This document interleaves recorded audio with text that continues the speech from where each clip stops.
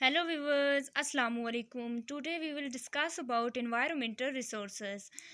तो बट इस वीडियो को स्टार्ट करने से पहले मैं आपसे रिक्वेस्ट करती हूँ आप इस वीडियो को लाइक करें और शेयर करें और मेरे चैनल को सब्सक्राइब करें ताकि मेरी आने वाली नेक्स्ट इन्फॉर्मेटिव और इंटरेस्टिंग वीडियोस आप तक पहुँच सकें। तो अब हम स्टार्ट करते हैं कि एनवायरमेंटल रिसोर्सेज क्या होते हैं। जो ह्यूमन बींग्स की लाइफ होती है दो इन्वायरमेंटल रिसोर्सेज पे डिपेंड करती है। जो दो इन्वायरमेंटल रिसोर्सेज होते हैं उनमें जो फर्स्ट नंबर पे होता है उसको कहते हैं रिन्यूएबल रिसोर्सेज, इसको हम इनएग्जॉस्टिबल भी कह सकते हैं, और दूसरा होता है नॉन रिन्यूएबल रिसोर्सेज या फिर हम इसको कह सकते हैं एग्जॉस्टिबल। ये वाला जो होता है इनएग्जॉस्टिबल होता है और ये वाला जो होता है एग्जॉस्टिबल। नॉन रिन्यूएबल एक फर्स्ट फैक्टर इसके ऊपर एनवायरमेंटल रिसोर्सेज डिपेंड करते हैं, एक नॉन रिन्यूएबल है और दूसरा रिन्यूएबल है। तो सबसे पहले हम देखते हैं कि रिन्यूएबल रिसोर्सेज या इनएग्जॉस्टिबल रिसोर्सेज क्या होते हैं। ये जो रिसोर्सेज होते हैं ना ये साइकिल की फॉर्म में चलते रहते हैं, ये ख़त्म नहीं होते, दोबारा बनते रहते हैं। These resources are utilise by the living beings, they are replaced by the cycle operating in nature and are hence never depleted. Means कि ये रिसोर्सेज यूटिलाइज होते रहते हैं। यूटिलाइज मीन के इस्तेमाल होते रहते हैं लिविंग बींग्स से, लिविंग बींग्स इनको इस्तेमाल करते रहते हैं और ये रिप्लेस्ड होते हैं साइकिल से जो ऑपरेट होता है एक नेचर में, और इसको हम हैंस नेवर डिप्लीटेड, और ये ख़त्म नहीं होते कभी भी। और दीज आर द एयर, ये एयर है, वाटर है, फूड है, land, forest, fish and wildlife. ये हो गए रिन्यूएबल रिसोर्सेज, ये कभी ख़त्म नहीं होते और ये यूटिलाइज होते हैं, फिर दोबारा बनते हैं, फिर ख़त्म होते हैं, फिर यूटिलाइज होते हैं, इसी तरीके से ये चलता रहता है साइकिल में। तो ये रिन्यूएबल रिसोर्सेज हो गए।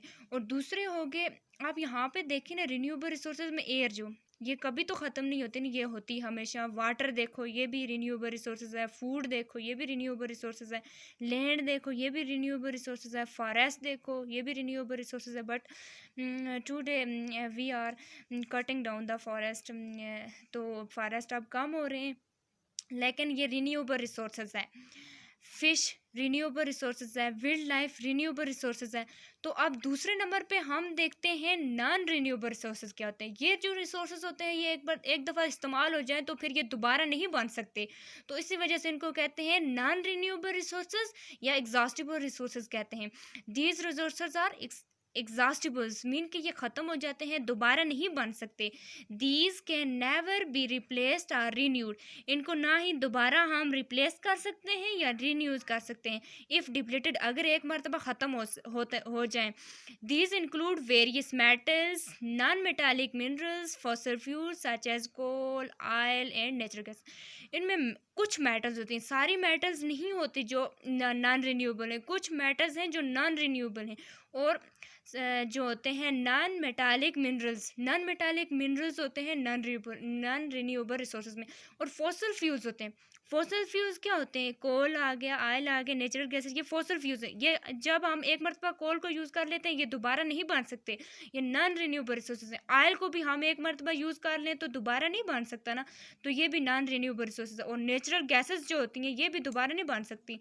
इस वजह से अब जो वर्ल्ड है उसमें ऑयल थोड़ा कम हो रहा है क्योंकि ये नॉन रिन्यूएबल रिसोर्सेज है। ये नेचुरल गैसेस कोल वगैरह ये इनके सोर्सेज कम हो रहे हैं। तो एक और साइकिल है यहाँ पे, वो देखते हैं कि न्यूट्रिएंट साइकिल क्या होता है। In nature there is no such things are waste, dead material decay and become food for other living beings। Nature में ये होता है कि वेस्ट जो होते हैं वो कुछ डेड मटेरियल्स होते हैं, वो डिके होते हैं, फिर कंज्यूम होते हैं, और दूसरे जो लिविंग बींग्स होते हैं उनके लिए क्या बन जाते हैं, फूड बन जाते हैं। मीन्स कि आप देख लेते हैं कोई एनिमल्स जो हो गया वो डेड हो गया, फिर वो जो जब ज़मीन में जाएगा तो उसकी डिकेइंग होगी, कंज्यूम होगा, तो कंज्यूम हो के वहाँ पे जो छोटे छोटे ऑर्गेनिज्म होते हैं माइक्रोस्कोप, उनके लिए ये क्या बन जाएगा, फूड का ज़रिया बन जाएगा। इसको कहते हैं न्यूट्रिएंट साइकिल, ये भी चलता रहता है। तो this food consume are decay and become food gain. ये जो फूड होती है ना, ये वाली डेड मिनरल्स, ये जो फूड वगैरह होती हैं, ये फूड कंज्यूम होती है, डिके होता है, और फिर फूड अगेन बन जाती है। अगेन किसके लिए फूड बनती है, जो माइक्रो ऑर्गेनिज्म ज़मीन में होते हैं उनके लिए फूड बन जाती है। This is the nutrient cycle, the process that supplies food to the living organism. जो वो प्रोसेस जो फूड सप्लाई करता है लिविंग थिंग्स को, उसको हम कहते हैं न्यूट्रिएंट साइकिल। तो अब आ जाता है, हम देखते हैं कि न्यूट्रिएंट साइकिल किस तरह अपसेट हो जाता है, किस तरह मतलब कि न्यूट्रिएंट साइकिल नेचर में ऑपरेट नहीं रहता, सही तरीके से नहीं चल सकता। उसमें कुछ 2-3 फैक्टर्स में जो इसमें इन्वॉल्व हैं। अगर not enough food is produce, अगर इतनी फूड प्रोड्यूस, काफ़ी फूड ना प्रोड्यूस की जाए तो उससे भी न्यूट्रिएंट साइकिल अपसेट होता है। और too much food is consume, अगर ज़्यादातर फूड यूज़ कर ली जाए तो फिर भी न्यूट्रिएंट साइकिल अपसेट होता है।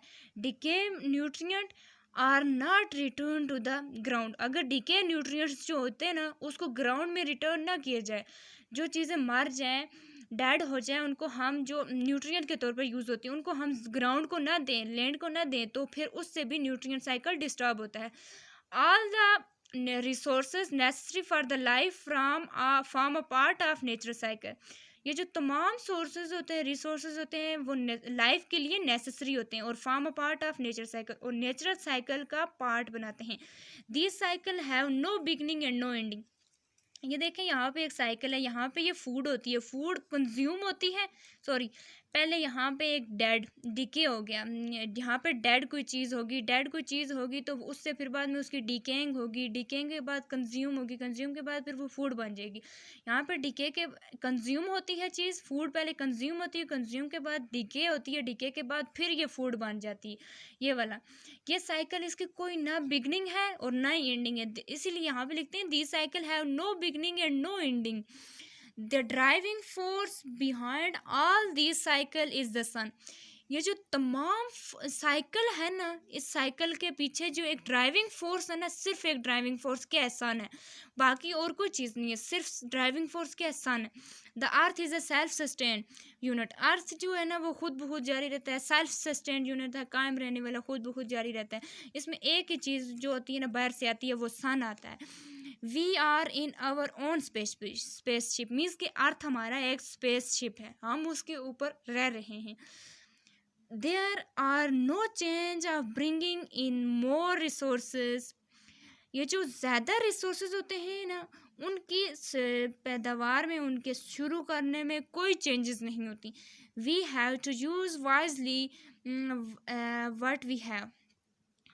तो स्टूडेंट्स, आज का हमारा लेक्चर जो था एंड हुआ। अगर आपको किसी चीज़ में कोई कन्फ्यूजन हो तो मुझे कमेंट करके बता सकते हैं, ताकि आपकी कन्फ्यूजन दूर कर सकूँ मैं। आप इस वीडियो को लाइक करें और शेयर करें, मेरे चैनल को सब्सक्राइब करें।